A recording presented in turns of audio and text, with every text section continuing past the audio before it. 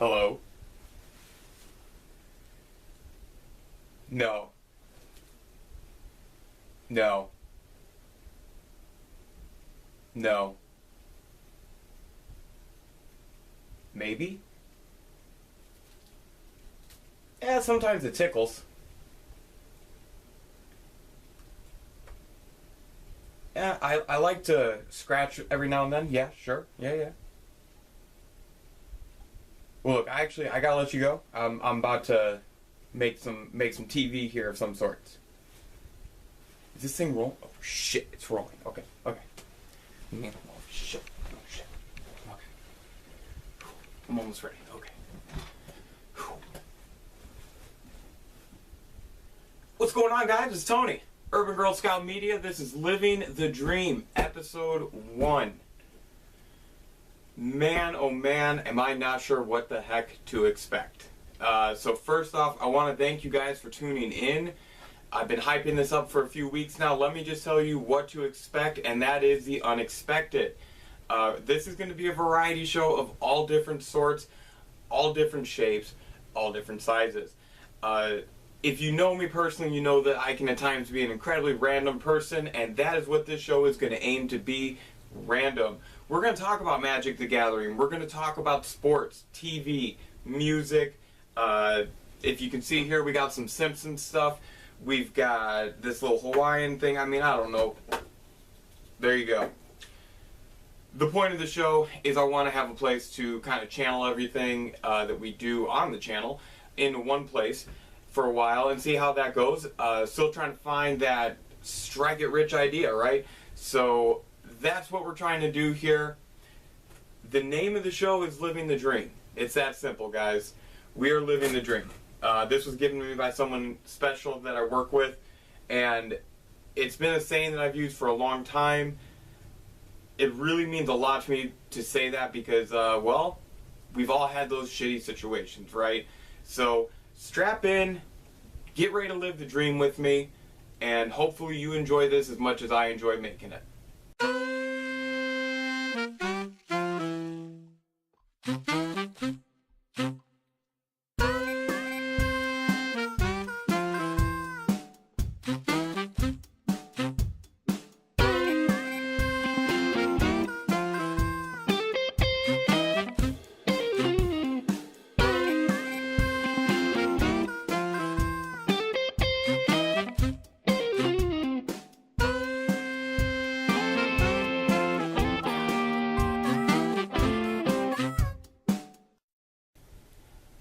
So welcome, and here we go. I wanted to have an open monologue for each one of these episodes, and for this episode I actually thought I would do something a little bit more serious than what I intend to do long term, and I wanted to share with you guys something that I use at work and something I use in my day-to-day life, and that is my 5 rules and my 1 motto that I just try to use to make sure I don't do anything stupid, basically. So let's go through it real quick, and you guys can kind of hear what the reasoning behind each one is. Rule 1. Don't kill anybody. That is as straightforward as it gets. Even if it's with kindness, sometimes that can be too much, but just don't kill anybody and I think you'll be okay. Rule 2, you gotta remember it's about people. It doesn't matter how much technology you got, at the end of the day, it's still people out there. Rule 3 is show up on time. I'm a big fan of being on time. You'll hear people make jokes about white people love to be on time. That could be it, or it could just be that we don't get that time back. And I just think it's a respectful thing to do. Rule 4 is back to that word respect. Just respect it all, man. Respect the situation, the person, the problem. Just respect it all, because that'll give you the perspective you need. And then Rule 5, take perspective and use it as common sense. How would you feel if you were on the other side of what you're looking at? How would other people view it? Things like that. Why do I have these rules? Well, for one, I don't want to go to jail. So I'm not going to kill anybody. I know what happens to people like me in jail. I imagine I would get traded for a carton of Newports, and then the value probably just goes down a pack or so from there. So I chose a very skinny, scrawny body, as you can see. Not going to survive in big boy jail. And then really the people, respect, and common sense factor is things we should all be able to buy into. And then my motto, I don't have to be right, but we have to get it right. Very important words. Keep it in mind. Use it in your day-to-day. That's what I got for this little opening spiel here. Is I just want you guys to know what kind of some of the things I do to guide my life. With that being said, I'm really excited about today. My first feature is going to be on Magic the Gathering, War of the Spark. So let's go ahead and get this party started with the land card, and it's going to be Karn's Bastion. So I've got some positives and I've got some negatives about all the cards I'm going to discuss today. The positives here for Karn's Bastion, first off, proliferate. Awesome ability. I think that this is going to make the card very powerful in EDH, along with the fact that it doesn't enter the battlefield tapped. You can use it right away. The only negative to this card, the 4. I think the 4 to proliferate is a little pricey, and it makes it a little tough. It really does. So good and bad to it. Currently sitting at about $4 as of the making of this video. Karn's Bastion, pretty solid card overall. So let's move over to the creature slot, and I'm going to do 2 creature cards. The first one was a real easy pick for me. God Eternal Oketra. At 3 colorless and 2 white, this legendary creature zombie god has double strike with 3 power and 6 toughness. It has 2 very unique abilities. Whenever you cast a creature spell, create a 4/4 black zombie warrior creature token with vigilance. Also, when it dies or is put into exile from the battlefield, you may put it into its owner's library 3rd from the top. So I actually thought that this card was incredibly balanced and well done. Here's why.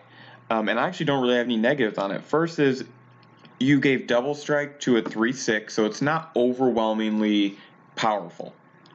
Just at its core, it can do 6 damage. The 4/4 token ability is pretty cool. I thought that was a real unique ability. That's a big creature. So immediately you're looking at this card and you're thinking, wow, that is absurd. And then you factor in that reshuffle. Here's where I think they absolutely did it perfect. It's not indestructible. So it dies to a lot of different cards. And I think that that's worth noting that while this card is sitting at about $13 as of the making of this video, I personally believe that this is a low price point for it, but this card will continue to get a lot of use, and we'll just kind of see how it evolves from time. I just thought it was really well and balanced, and just they really did a good job of giving this creature an absurd amount of ability, but not an absurd way to remove it. The other creature card that I wanted to put a little focus on was Flux Channeler. At 2 colorless and 1 blue, this human wizard creature is a 2/2, but its ability is what really drew my attention. Whenever you cast a non-creature spell, proliferate.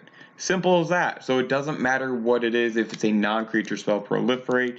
Pairs really well with cards like the new Sahili, where it's non-creature spells to create a token. Just all kinds of fun stuff, but that proliferate is really powerful, and I think this card's going to become a big part of the EDH Super Friends deck moving forward. All right, let's move over to the sorcery cards. And if you watched the draft video that I posted last weekend, you saw that I picked up quite a few of these. Price of Betrayal. Even though I didn't run a black deck, I really wanted to get these while I had the chance.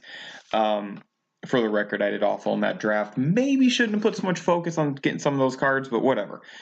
For Price of Betrayal, this sorcery card is 1 black.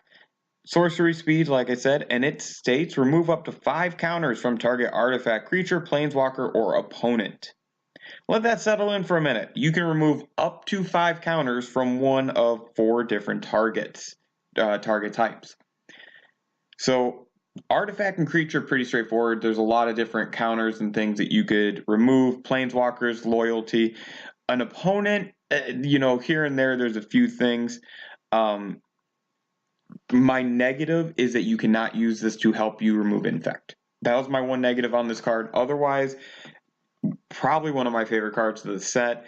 Again, the 1 converted mana cost just really made this card to me a solid pick over some of the other removal spells, and because of the uniqueness of what it offers depending upon where you're at in a game.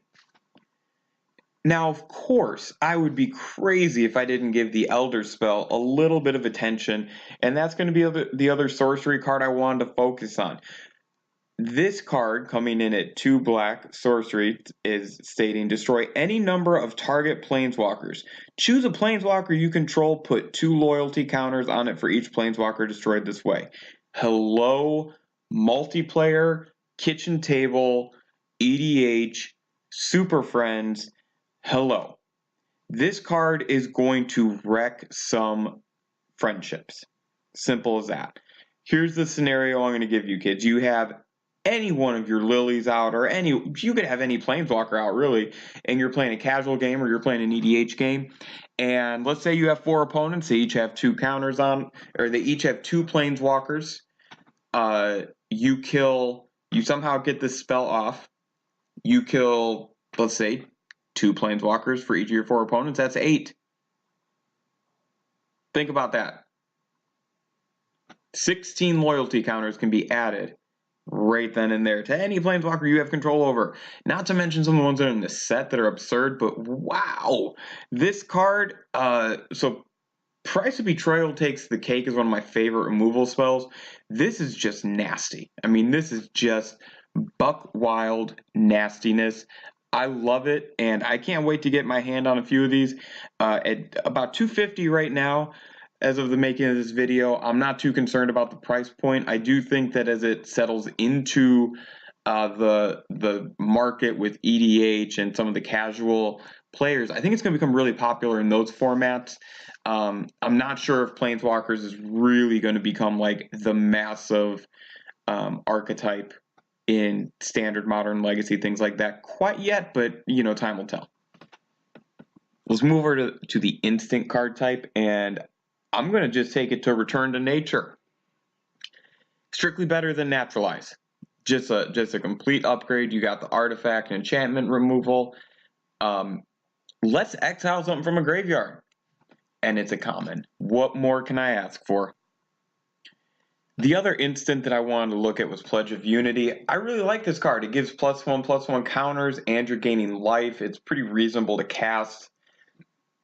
And surprisingly, I didn't pick rare or mythic or any of those real high-ranked instants, because I thought that this, along with Return to Nature, really gave us some power in both EDH, any deck that would consider Naturalize now in any format can now consider Return to Nature.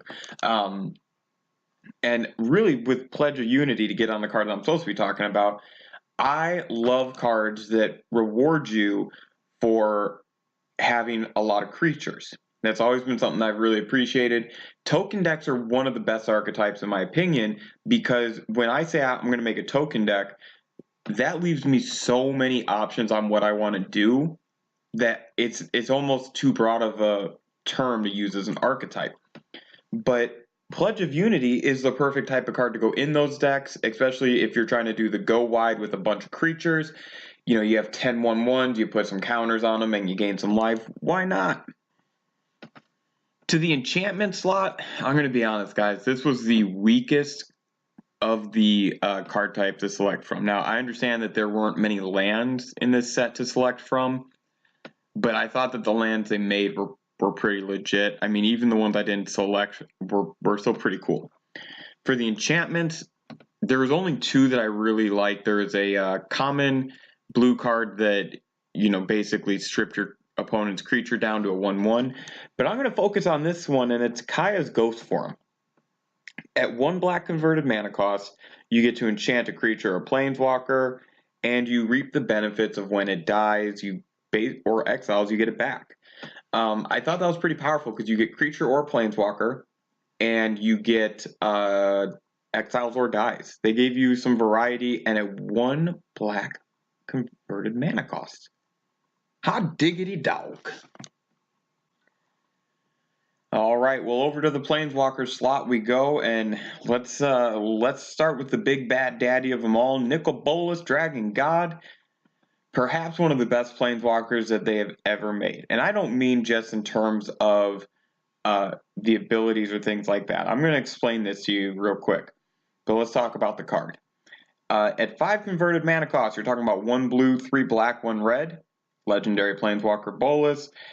Let's talk about that bad boy's first text, the static ability that it gains all loyalty abilities of all other Planeswalkers on the battlefield, not just ones you control. So congratulations. Again, go back to some of the other examples that we may have talked about where we're talking about those Planeswalkers that you may or may not destroy. Boom. So let's go through his abilities. He comes in with 4 loyalty. At +1, you draw a card. Each opponent exiles a card from their hand or a permanent they control. The -3 is destroy target creature or Planeswalker. And the -8 is each opponent who doesn't control a legendary creature or Planeswalker loses the game. This card is currently sitting at about $28 as of the shooting of this video, and we're not very far into the set being out. I cannot tell you how great this card is. I'm not on the hype train. I'm going to explain to you why this card was done absolutely perfect. First off, let's talk about the story. Bolas is supposed to be the all-powerful, all-ending, just evil presence that we're supposed to finally have this culmination built up to. Let's look at the story and the set's intro video that they made to announce the new set. With the Linkin Park music and everything, Bolas looked incredibly powerful. So there's that. First off, by the lore of its own, they had to make Bolas legit. Then you talk about the actual card. I thought the 5 converted mana cost was perfect, and they didn't make any of it colorless. You have to hard cast this with Grixis colors, absolutely perfect. I have no complaints about any of the abilities. I thought that this was the perfect time to introduce something like that static ability on all Planeswalkers, but also the static abilities that they gave Bolas just felt amazing. Love it to death. Now, the other thing I want to focus on, you can destroy a creature or a Planeswalker, and you can literally end the game for somebody with 2 of this card's abilities. The first one's pretty cool on its own with the draw card and making an opponent exile, but you have the ability to end the game with this card. Not just in theory of, well, if I drop this, it'll give me a lot of options. And no, you can drop this and get to a point where you can end the game for a player. So I thought that was really well done, hence why I've taken so much time to talk about it in this video. The price point feels just about right, and I don't see it going down too much. I really think that this is a card that's going to find a home in EDH quickly. I think it's going to find a home in Standard quickly. It's too powerful. And with the focus of all the Planeswalkers in this set, I think it's too much to ask for this card not to become an instant hit. Whoever designed the card had to have known, based on the story, the lore, some of the ups and downs the company's gone through over the past few years, this had to be an out-of-the-park card. Not overpowered, not a cheat card, but out of the park. This is going to be one of the face of the set cards, and I think they did it perfect with Nicol Bolas dragging.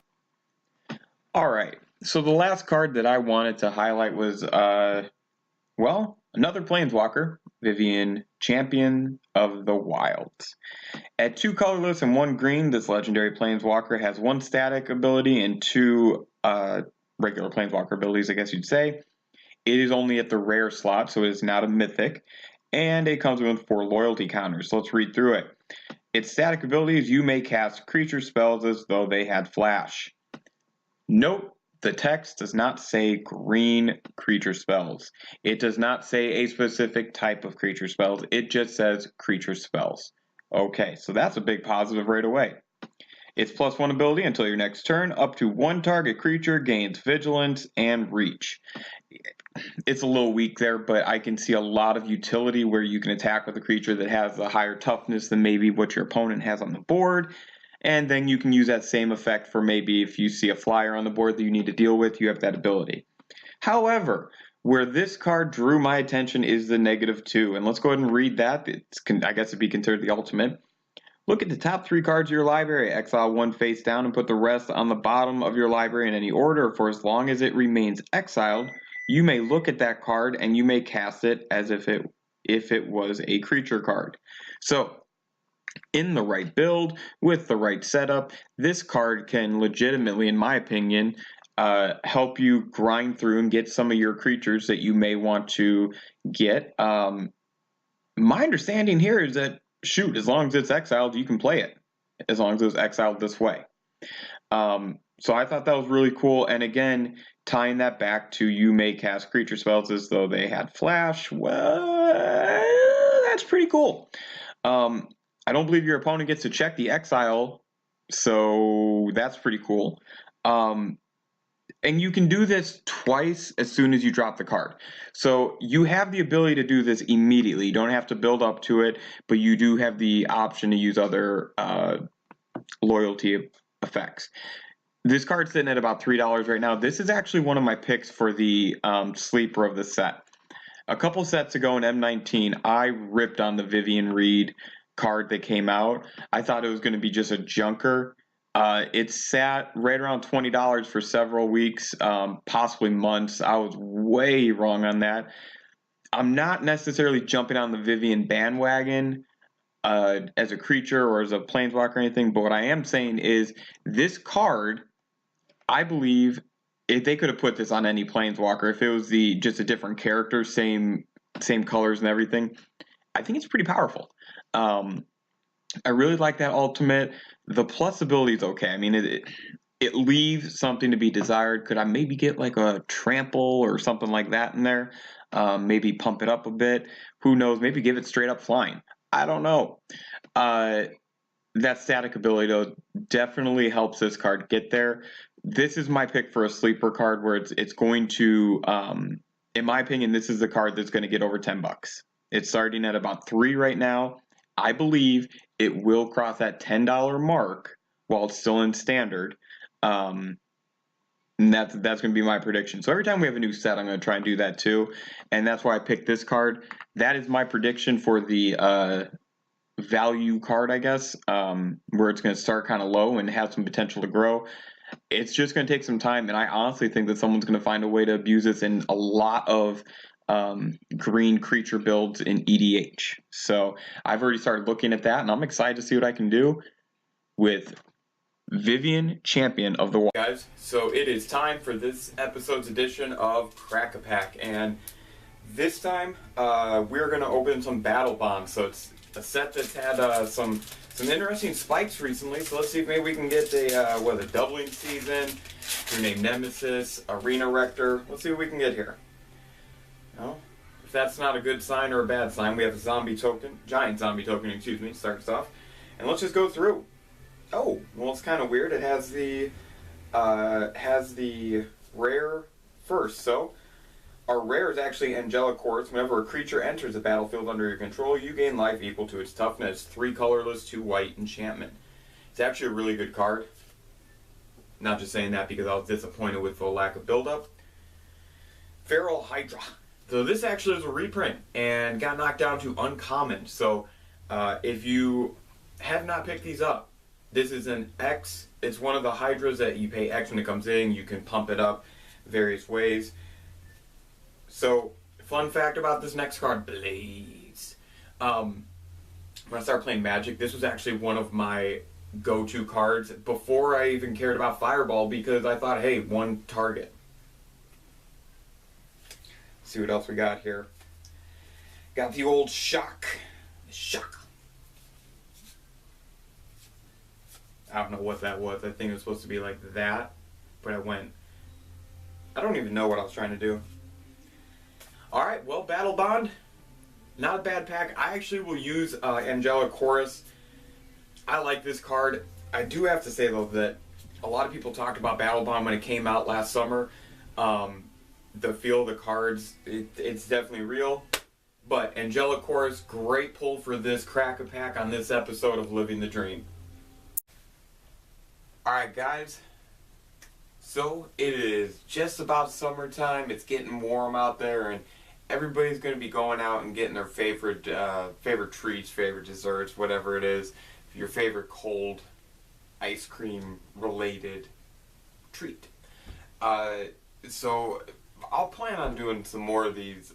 This was kind of a random thing that I was walking down the aisle of the freezer section and saw this. So with no further ado, let's try some unique ice cream flavors. So I have Sour Patch Kids ice cream,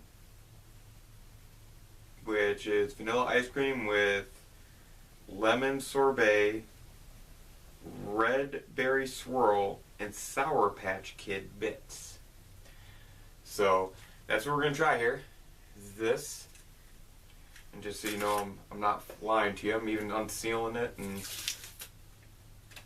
so it looks interesting. Let's see what we have. It smells very fruity. So I'll try a few bites here and see how we do.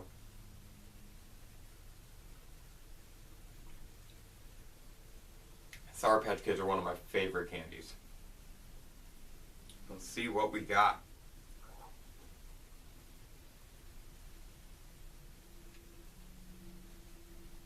Okay, vanilla ice cream's good. I mean, it's okay. The raspberry sorbet that they're talking about. Alright, lemon sorbet with raspberry swirl. Okay. So, vanilla ice cream's okay. You can taste the lemon. That's for sure. You can taste the sweetness of the lemon.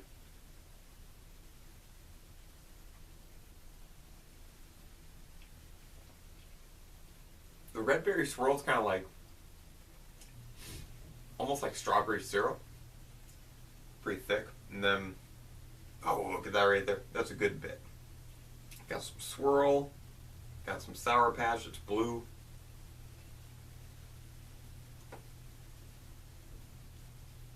It's actually really interesting. I don't know if I'd say that this is great. So eating them. One more bite.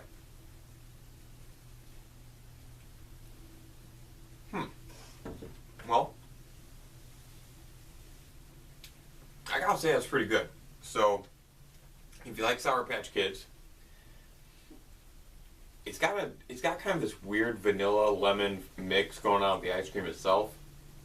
I didn't know if I'd really like it as I first tasted it, because that's the first thing you taste. But then when you get into the red berry swirl, that's pretty awesome. I wish there was more Sour Patch Kids, or at least chunks. I get like a head sticking out. I thought that'd be pretty cool. So, what's your guys' favorite ice creams or favorite desserts? Maybe we'll try it out here. If I see some weird flavors and stuff like this, promo items, we may do something like this again. But, you know, with summer coming and spring upon us, it just felt like a good idea to do this on one of our first episodes. And, well, I'm going to have one more spoonful and send you guys off with the look of enjoyment of someone that's eating ice cream before dinner.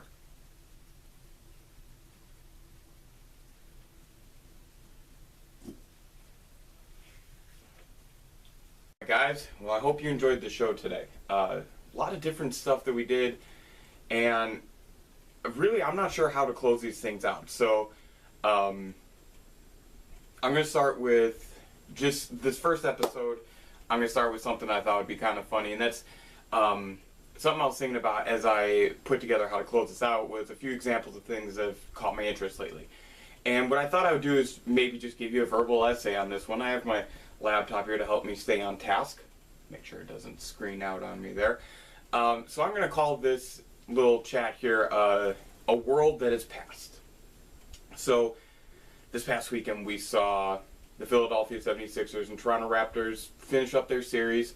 And now we get the Milwaukee Bucks and the Toronto Raptors in the Eastern Conference Finals. I'm not going to worry about the Western Conference Finals, and I'm not going to talk anything else about the playoffs in this specific episode. The next episode I will.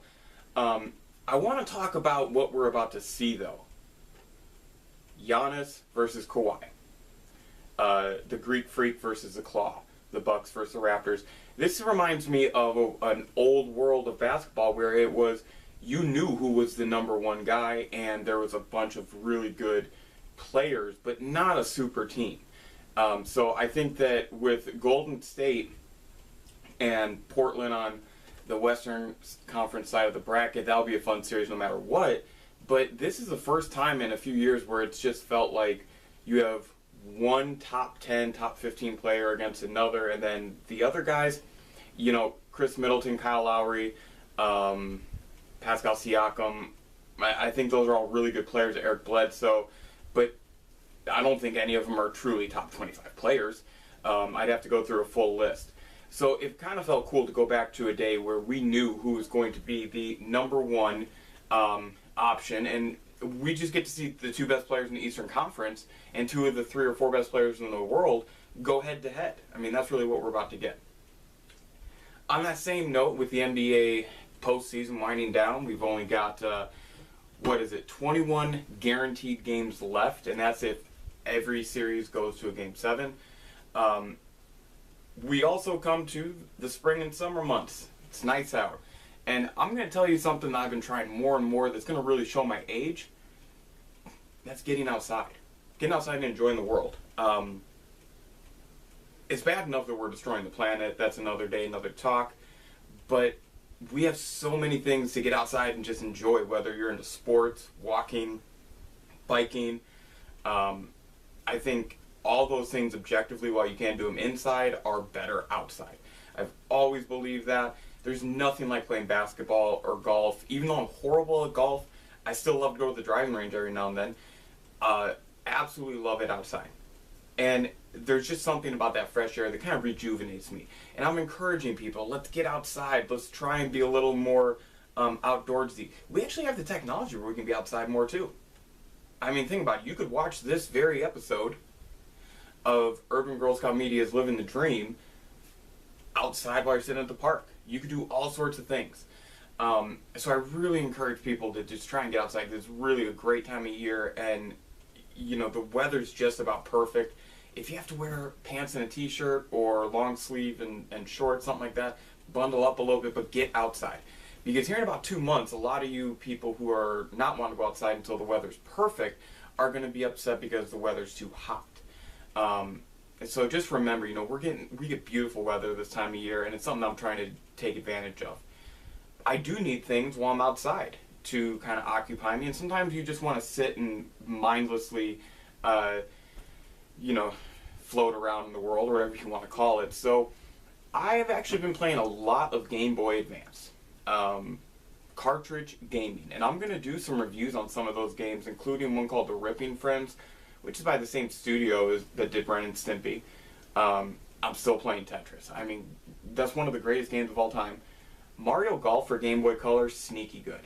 And then there was a Crash Bandicoot game for the Game Boy Advance that I was really excited to find.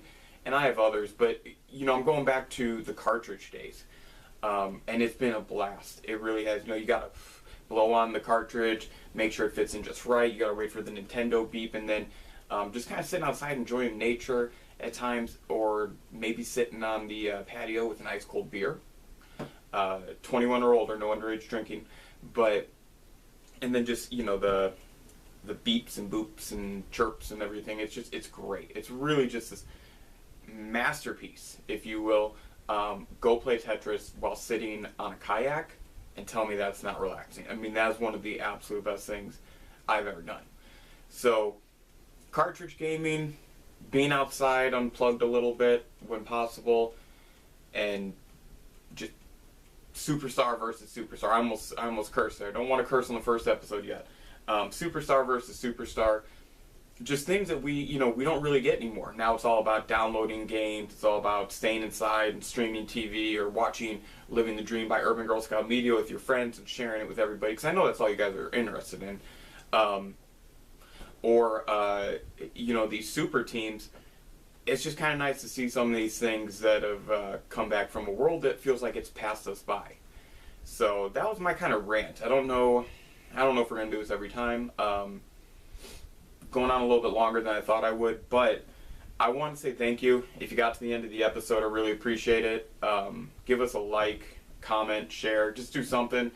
Let's help spread this out. Trying to strike it big here, guys. So support from viewers like you is always appreciated. If you didn't like the episode, make sure to downvote us. Make sure you go below and downvote us and comment why, so we can roast on you in the next episode. But no, otherwise, thank you so much. My name is Tony K. This is Living the Dream, and we'll see you in a few weeks.